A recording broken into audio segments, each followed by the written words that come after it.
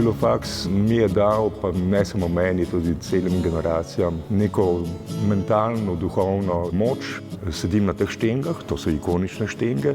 Spominjam se predvsem tega, da se veliko filofaksa ni zgodilo na filofaksu. Od študija na Filozofski fakulteti sem odnesel ljubezen do leposlovja, sposobnost kritičnega razmišljanja in tovornjak čudovitih spominov. Eden lepših je zagotovo, ker sem nadebudna mlada študentka vstopila v kabinet profesorja Borisa Novaka s takim debelim fasciklom pesmi, 60 je bilo moje.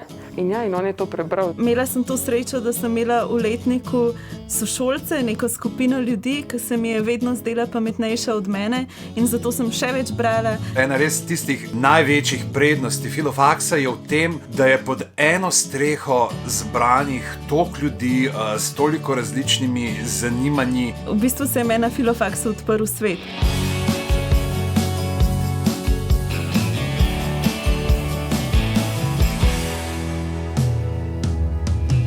Francoski antropolog Claude Lévi-Strauss je nekoč dejal, da bo 21. stoletje stoletje humanistike ali pa ga sploh ne bo.